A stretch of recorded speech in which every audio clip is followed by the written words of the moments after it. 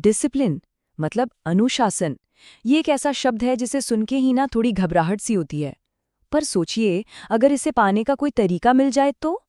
चलिए आज ऋतिक की कहानी के जरिए डिसिप्लिन की 6 चाबियों को समझते हैं। कभी ऐसा लगता है कि हमारे अंदर पोटेंशियल तो बहुत है, लेकिन हम ना अपनी ही किसी अदृश्य दीवार से टकरा कर रह जाते हैं।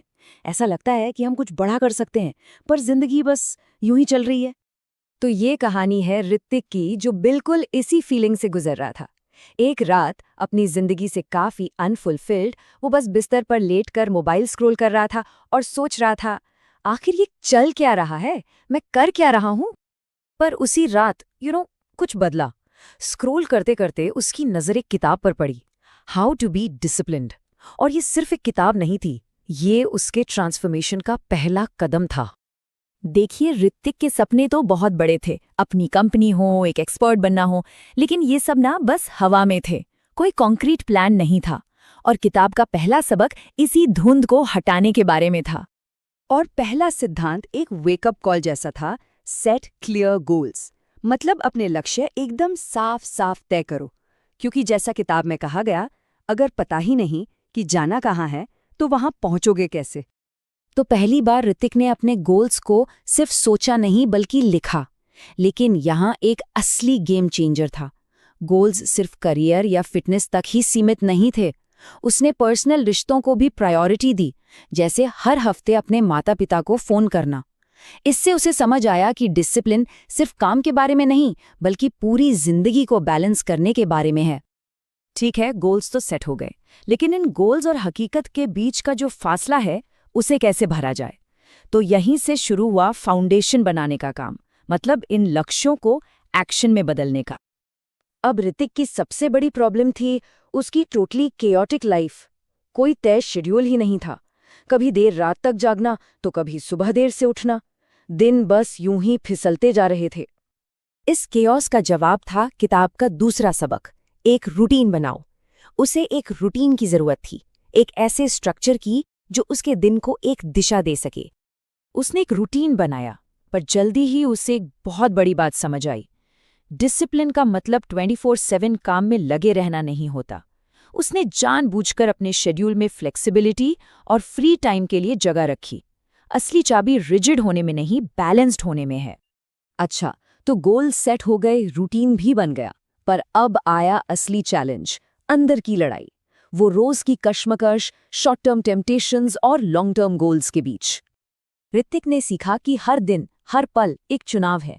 एक तरफ सोशल मीडिया स्क्रॉल करने और पार्टियों का शॉर्ट टर्म मजा, और दूसरी तरफ उसके लॉन्ग टर्म लक्ष्य जैसे करियर ग्रोथ और फिटनेस। और इस लड़ाई में ना एक लाइन उसकी गाइड बन गई। अनुशासन ये चुनना है कि आपको अभी क्या चाहिए और आपको सबसे ज्यादा क्या चाहिए। ये सिंपल सी बात उसे हर रोज सही फैसला लेने में मदद करती थी। तो इस इनर स्ट्रगल को जीतने का टूल क्या था? वो था चौथा सिद्धांत, माइंडफुलनेस। ऋतिक का मन, जैसा किताब में बताया गया, एक मंकी माइंड की तरह था, जो एक सोच से दूसरी सोच पर कूदता रहता था। माइंडफुलनेस ने उसे इस बंदर को शांत करना और प्रेजेंट मोमेंट में फोकस करना सिखाया।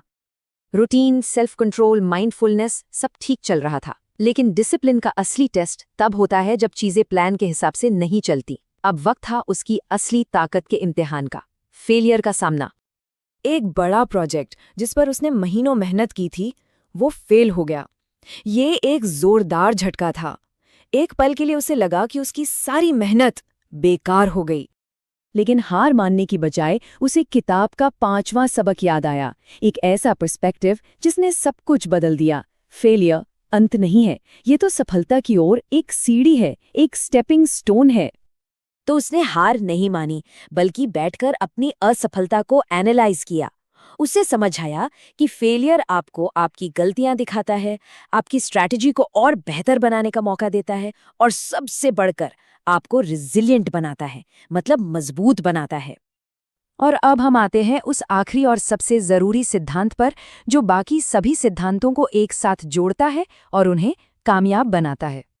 ये एक लाइन लिटरली पूरे सफर का निचोड़ है। मोटिवेशन आपको स्टार्ट कराता है, जोश दिलाता है, लेकिन कंसिस्टेंसी ही आपको फिनिश लाइन तक ले जाती है। रोज एक्शन लेना, चाहे मूड हो या ना हो। यही असली डिसिप्लिन है। देखिए, ये एक दिन का काम नहीं था, ये एक प्रोसेस था। लक्ष्य तय करने से लेकर रूटीन बनाने तक, सेल्फ कंट्रोल और माइंडफुलनेस से लेकर फेलियर से सीखने तक, हर कदम ने दूसरे को मजबूत किया। और ये सब आकर जुड़ता है सिर्फ एक चीज पर, कंसिस्टेंसी, जो कभी खत्म नहीं होती। तो इस पूरे सफर का टेकअवे क्या है? यही कि लक्ष्य परफेक्ट होना नहीं है, गोल है प्रोग्रेस करना। लक्ष्य बस चलते रहना है, हर दिन सिर्फ 1% बेहतर होना है। डिसिप्लिन कोई डेस्टिनेशन नहीं, ये तो जीने का एक तरीका है। तो आखिर में बस एक सवाल, आज आगे बढ़ने के लिए वो एक छोटा सा कदम क्या हो सकता है?